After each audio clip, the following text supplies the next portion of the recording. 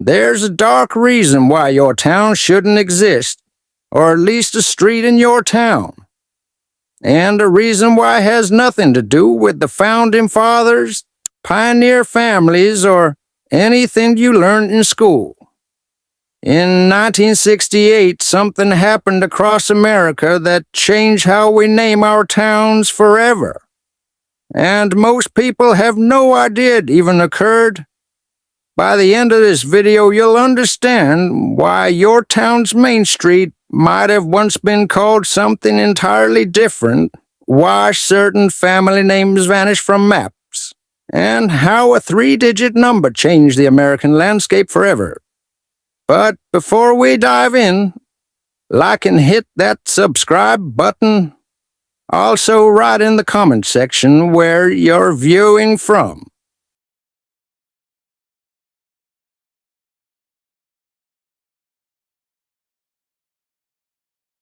To understand what changed, we first need to understand how American towns got their names in the first place. And it's actually a pretty fascinating system that most countries don't have. Unlike Europe, where towns evolved over thousands of years with names rooted in ancient languages, American towns were largely named in real time during westward expansion. Between 1756 and 1900, we went from 13 colonies hugging the coast to a sprawling nation with thousands of new settlements. Interestingly, the overwhelming majority of American towns were named after people. Usually, whoever got there first, or the richest family in the area.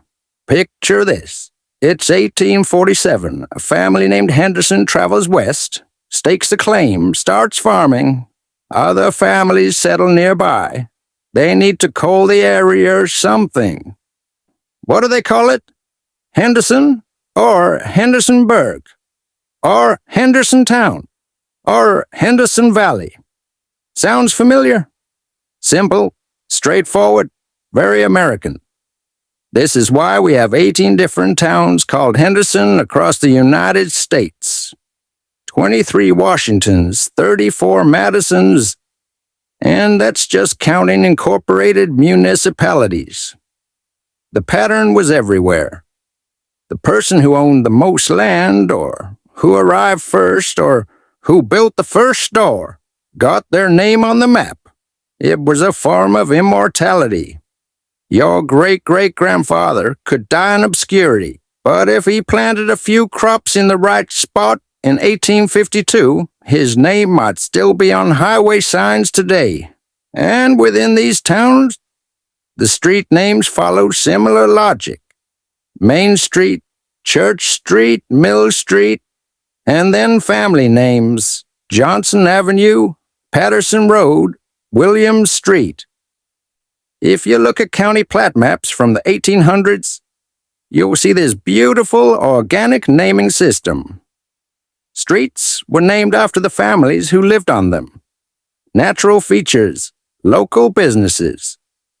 It was hyper-local history preserved in street signs. There was no standardization, no central planning. A town of 300 people might have 15 streets, all with names that meant something to the 20 families who lived there. Grandpa's Orchard Lane, the old Miller Road, Cemetery Hill. As towns grew, they added streets however they wanted. Sometimes alphabetically, sometimes themed, like trees or presidents. Sometimes just whatever. Chaos, but beautiful chaos. History you could read by driving down the street. And nobody cared that there were 5 different main streets in the same county. Or that 3 nearby towns all had an Oak Street. Because people didn't travel much, your mail came to the general store. Your address was basically John Smith, Henderson, Illinois.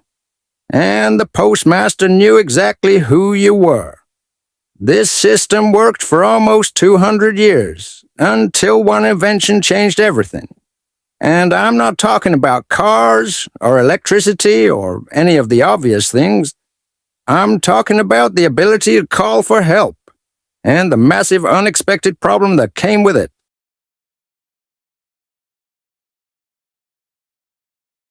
Let's go back to 1968. America is in turmoil. Protests, assassinations, urban riots. Crime rates are soaring, and emergency response systems are, well, they're a complete disaster. If you needed help in 1968, you couldn't just dial one number. Depending on where you lived, you might need to remember separate 7-digit numbers for police, fire, ambulance. In some cities, there were dozens of different emergency numbers depending on what neighborhood you were in. Imagine your house is on fire. You're panicking, you run to the phone, and you have to flip through a phone book to find the fire department number. Then you have to dial 7 digits correctly while smoke is filling your lungs. People died because of this. Lots of people. There are documented cases of heart attack victims dying because their family members called the wrong number, or couldn't remember the number, or misdialed in a panic. That was the case of Kitty Genovese, who was raped and murdered in New York City back in the 60s. Reports claim nobody had called the police in response to Genovese's cries for help, but experts believe the complexity of doing so was a deterring factor. Other countries had already figured this out. Britain had 999 since 1937. But America, in typical American fashion, was doing our own thing. Or rather, 50 different things, because every state and city had their own system. Then, in 1967, the President's Commission on Law Enforcement recommended creating a single emergency number for the entire country. The phone company AT&T worked with federal agencies to choose the digits. They picked 911. 3 digits. Easy to remember. The 9 and the 1 were on opposite ends of rotary dials, making it hard to accidentally dial. And importantly, it wasn't being used as an area code or service code anywhere in the country. The first 911 call was made in Haleyville, Alabama on February 16, 1968. Success? National news. This was going to save lives, and then nothing happened. Or rather, something very slow happened. Rolling out 911 nationwide was an enormous undertaking. It required rewiring telephone infrastructure, training dispatchers, coordinating between fire, police, and medical services. And most importantly, it required something nobody had really thought through. It required knowing exactly where people were. See, when someone calls 911, they need to be able to tell you where they are. And in 1970s America, with our organic, chaotic, beautiful naming system, that was nearly impossible. And this is where your town's name comes into the story. Because what happened next reshaped America.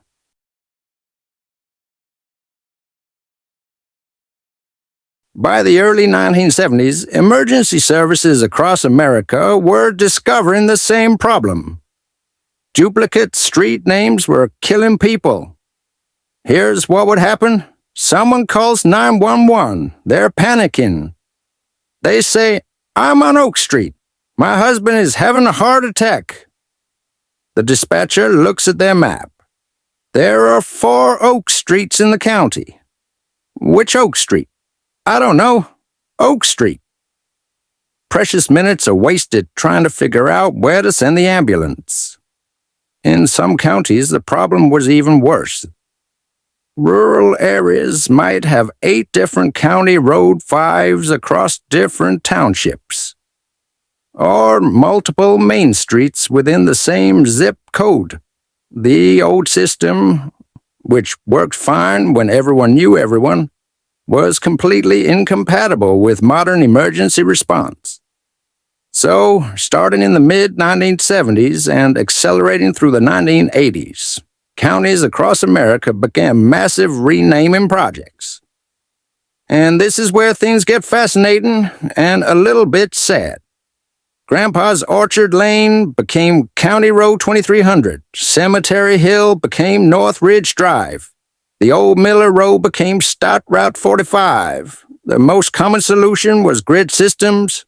Streets running north-south got numbers. Streets running east-west got letters or numerical ranges. Clean, standardized, completely devoid of history. But here's where it gets wicked. 'Cause people fought this. Hard. Imagine being told that your street, named after your great-grandfather who founded the town, was now 4th Street SW. That family history erased for efficiency. County commission meetings became battlegrounds. Families who had lived in an area for 5 generations argued that their heritage was being stolen. Officials countered that lives were literally at stake. And the officials had a point. In counties that implemented systematic addressing, emergency response times dropped dramatically. Studies showed reductions of 3 to 5 minutes on average. In life or death situations, that's everything. Some places tried to compromise. They'd rename streets but add historical markers, or include the old name in parentheses on new signs. But over time, even those old names faded. The new names became the only names, and this didn't just happen in one county or one state. It happened everywhere. Between 1973 and 1995, an estimated 70% of rural American addresses changed. Entire counties were remapped. Thousands of street names, many of them family names, disappeared. If you find a phone book from your county in 1970 and compare it to one from 1990, you're looking at 2 different maps. The physical land is the same, but the nomenclature is completely different. The post office hated this, by the way. They had to update millions of addresses. Delivery routes had to be completely relearned. For about a decade, mail delivery in rural America was chaos. But it was necessary because alongside the street renaming came something even bigger: the creation of comprehensive addressing databases. Every property got a specific number, on a specific street, in a specific grid system that could be precisely located. This laid the groundwork for everything we use today. GPS wouldn't work without standardized addressing. Neither would UPS or FedEx or pizza delivery apps or Amazon or any of the modern conveniences we take for granted. When you call 911 today, and the dispatcher immediately knows exactly where you are, even if you can't speak. That's because of the great renaming of the 1970s and 80s. Your phone's location pings against a database that was built by erasing countless family names from maps. And it wasn't just streets. Some towns themselves got renamed or consolidated. Small unincorporated communities that had existed for 100 years suddenly found themselves absorbed into neighboring municipalities for addressing purposes. Their names survive only on historical markers, if at all. But here's what nobody talks about. This didn't happen everywhere equally. Some places kept their names. Some places fought back successfully. And the reason why tells us something fascinating about American culture. It comes down to power, money, and who gets to keep their history.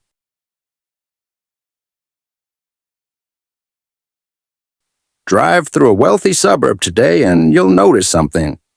The street names are still historical. Sherwood Lane, Oakmont Drive, Canterbury Circle. Names that sound prestigious and old, even if the subdivision was built in 1985. Old money vibes. Now drive through a rural county. County Road 400, State Route 22. Farm to Market Road 1123. Pure utility. The pattern is striking.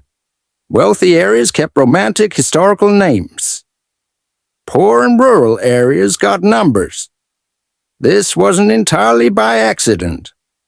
When the 911 addressing mandates came down from federal and state levels, they gave local jurisdictions some flexibility in implementation, and jurisdictions with more resources, better lawyers, and more political clout used that flexibility. Wealthy neighborhoods hired lawyers to argue their addressing was already sufficient. They had the resources to implement sophisticated solutions that maintained historical names, while adding the grid reference data that emergency services needed. Rural counties, strapped for cash and overwhelmed by the scope of the project, took the cheapest, simplest solution: sequential numbering. Done. Moving on. There's also the historic preservation angle. Wealthy urban neighborhoods often had historic district status, which gave them legal protection against name changes. The same wasn't true for rural farming communities, even if they were just as old.